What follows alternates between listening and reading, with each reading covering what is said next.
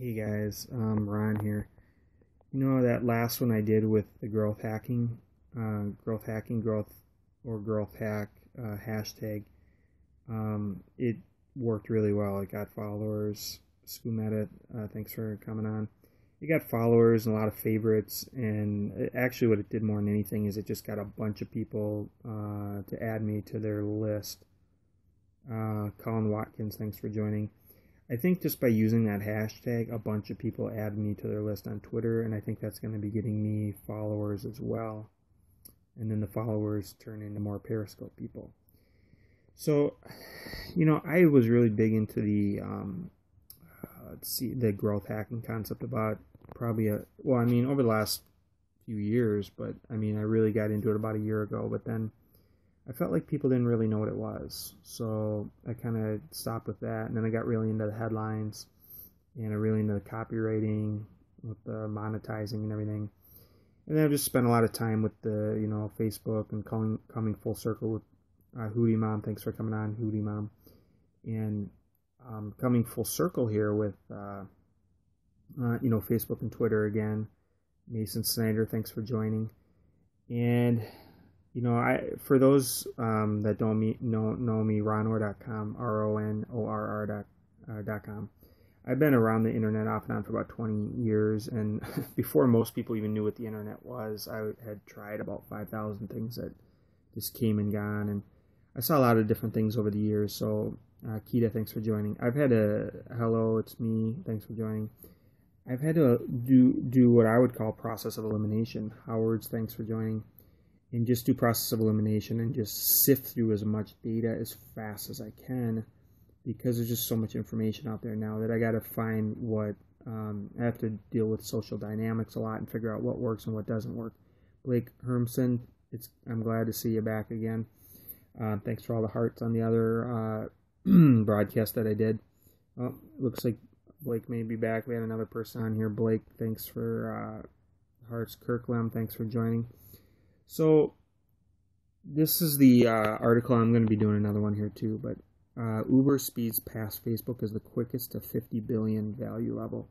It's very interesting. They just did another round of funding for $1 billion, and they just went through hell, I guess, in New York over the last week, where New York wanted to limit how many Uber rides were there. I believe this article will go on to state that Facebook took about 8 years. Janelle James, thanks for coming on. We got a lot of people on now. I believe this article will discuss how Facebook took about 8 years to get up to that $50 billion evaluation, and that Uber did it in only 5 years. And then also, people to keep track of too is Elon Musk. Byron Watts, good to see you on. I think I know you from real estate, and I know you from Facebook as well too. So it looks like Uber did it in 5 years. Thanks for all the hearts, guys. Looks like Facebook did it in 8 years. I'm sorry, Uber did it in 5 years. Has Uber been banned in some places? I thought I heard that they had been banned in some places. I'm not an expert on it. Here's the little bit I know about Uber. Tesla will not be as big as Uber, no way. But here's what's basically gonna happen on that. They say within 20 to 25 years, everything's gonna be self-driving cars, and Tesla's gonna get together with Uber, and they're gonna get together with Google, and they're basically all gonna get together and just have self-driving cars for everybody. And Uber's probably gonna be a very large amount of them, but it's hard to say who's going to really be bigger than anybody else. But yeah, no, you're right. Uber is going to have just sorry you lost connection. Uber is going to have a much larger fleet. And for those not following, Tesla just bought up tons of acres out near Vegas, Nevada, and cannot hear. Sorry, out near Nevada, and they now are going to own the largest factory in the world, or for sure the U.S., but I think the world, and I think it's for making batteries. Tesla's going to be owning that. So everybody's going to be the biggest in one way or another. So Uber did it in 5 years. Took Facebook 8 years to get to that $50 billion valuation. Facebook ended up going, thanks for all the hearts, Facebook ended up going public. as you know, and the article, I believe, goes on to say that Facebook is now worth $260 billion, just to show how much they've...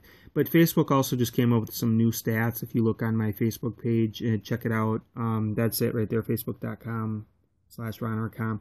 I did a blog article on it too, because there's some really amazing stats. It had 1.49 billion people, which there's about 3 billion people that are on the internet on Earth. So that's half of the population. Just Rickrolled, Kirkland, thanks for coming back. Sorry about a bad connection there for you.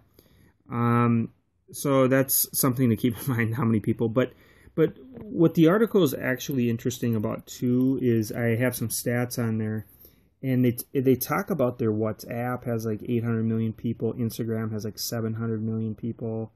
They have a very good job. They did a very good job of buying the WhatsApp for the 19 billion with 3 billion in stock options, and then the WhatsApp that they bought it, or I'm sorry, the Instagram that they bought also. They just really like those user databases, and I think part of it is an offensive move. I think part of it is a defensive move. They don't want anyone else to get as big as them. Google does the same thing. That was also why in the early days they wanted to pick up Snapchat, because they saw what kind of user base it had. So, but getting back to this, there's a lot about growth hacking. A lot of companies are growing very quickly nowadays, and that's what this is about. And I started off for you just joining to let you know that when I use the growth hacking and growth hack hashtag, I got a lot of people favoriting it, and I got some followers and all that kind of stuff. So it seems to be a popular topic. I got some chats coming on here, an event coming up today, it looks like, from Buddy. And what else was I going to add? So I'm going to keep on that topic. Here's what I'd like to do, though, too, is I'd like to get into hashtags and headlines with you guys. And when I say headlines, I mean the photos that are part of it. I mean the retweet hashtags, showing up hashtags in the search engine of Twitter, all of that kind of stuff. So here's my blog, ronor.com. You can check many Periscope blog posts on here that you guys can check out, ronor.com. And then also, if you guys haven't checked out catch.me, katch.me/Ronor. Kirk Lem, thanks for coming back on. I'm going to go ahead and put a lot of this together since there seems to be a lot of popularity on the growth hacking concept. I've been coming full circle with a lot of the things I've been studying, from the SEO over 7 years, and the blogging, and the Twitter and the Facebook, and talking to my growth hacking friends that I talk to, David and Dale, who are off and on here. They are big into growth hacking as well. They've been around the internet for a really long time. Seems to be a really popular topic nowadays, and all of these do come together, in my opinion, and they all connect in the growth hacking concept. And it really comes down, Kita, what is it? Growth hacking it's a good kind of hacking. I wouldn't be the first and best person to ask the exact definition, but as a general rule, Facebook's, the guy that started Facebook, Mark Zuckerberg, he has some kind of quote that says something like, just do stuff and break stuff and make things happen, kind of a thing. It's this idea that on the internet, you can just test stuff nonstop, and you can just constantly, it's kind of like life hacks. If you guys have ever seen the show Life Hacks, it's like finding ways, more simple ways and tricks to clean stuff around your house, or pick locks legally, or whatever. It's ways to just find easier ways to do things in much less time. So, for example, a good growth hack would be, somebody might take, take a year to get 1,000 Facebook followers, or Facebook fans. It might take a year to do it, but some guy might be able to teach you how to get 1,000 in like 10 days. Because he just teaches you kind of how to hack your way to get there. He just teaches you some tricks to... It's not necessarily more hours. It doesn't take more hours. It's just looking at it from a different perspective. And that's how a lot of these companies are growing so quickly nowadays. For those who are on one of my previous videos, if you go to YouTube and type in the path to 1 billion, there's a Facebook video, and I can't pronounce his name, but and I think he's Indian. He's from the head developer of Facebook, and they basically said They got 7. If you could get people 7 friends in 10 days, that was the trick. That was like the main trick, and they have entire development teams on there now. Organic user-based growth. Thanks for that. Yes, I would agree with that. I'm bigger into the organic stuff because there's a natural social dynamics to it when that happens.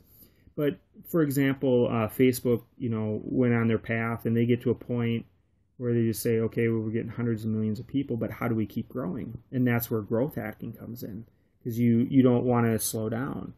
So you got to keep coming up with new methods. And so what they basically said is, we had some people on the head team, and they found out for those new accounts, if we can get them to get 7 friends within 10 days, that was the magic formula. He goes, that's it. It's that simple. He goes, now we have entire teams that work on nothing but that, figuring out how to simplify that. And so that would be like a growth hacking type of thing. Really simple type stuff is if you want somebody to like fill out 16 items on a form, like their name and phone number and all that stuff before they sign up to an account, you're probably not going to ask all of that on the first page. You're probably going to say, hey, give me your username and password that you want to create an account. And then people do that. And then after they do that, it's kind of like, thanks. Oh, by the way, we need 10 other items. But they get you to sign up to an account first, so you feel like you're committed into it, that user interface, and then they ask you for more questions. But here's the thing, is when they ask you for those more questions, they might get more answers to those questions a day from now or a week from now or a month from now. But they did a growth hack method where they were able to break it down into smaller steps so that they got your email, so they were able to keep in touch with you. That would be like a really simple one, and that's been kind of going on for 15, 20 years. But you can just imagine like another 20,000 different types. Another one would just be like putting a hashtag in one of these headlines, and then this goes into Twitter, and then Twitter's hashtag shows up in the search results, and then people find it in the search results, and then you get more people on your Periscope. So you're basically just going through the work of doing the same thing you normally would do as a headline for this, but then why not just put a hashtag in there at the same time? So I'm going to do some more today for the growth hacking, and I got lots of other ideas for you guys since this seems to be a popular topic, and I'll just catch you guys